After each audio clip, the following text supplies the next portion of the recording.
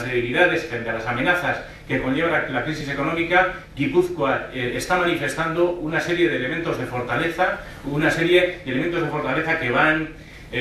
fundamentalmente, como yo mañana precisaré,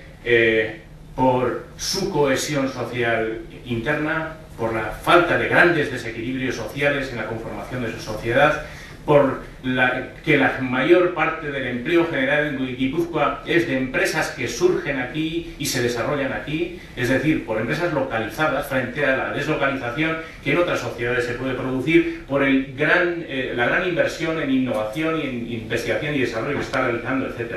Hay fortalezas que van a permitir que podamos salir de esta situación crítica. Los ciudadanos también necesitan una bandera de esperanza, un proyecto de esperanza. Ayer lo dije en la Comisión de Hacienda, me hubiese gustado que no hubiese dos planes de crisis que afectaran a Guipúzcoa, uno el del Gobierno vasco y otro el de la Diputación.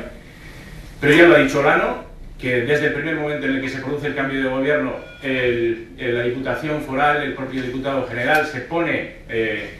pone manos a la obra y le ofrece al nuevo Lehendakari un proyecto de liderazgo compartido, de trabajo en común. Parece que el gobierno vasco, no sé si es por su falta de colocación todavía en el sistema institucional, su falta de confianza en sí mismo, parece que el gobierno vasco ha hecho caso omiso. Por supuesto, estoy de acuerdo en que la apuesta de Guipúzcoa con los servicios sociales es muy importante. Guipúzcoa es probablemente el único territorio del país que se está preocupando además por la sostenibilidad del sistema de esos servicios sociales.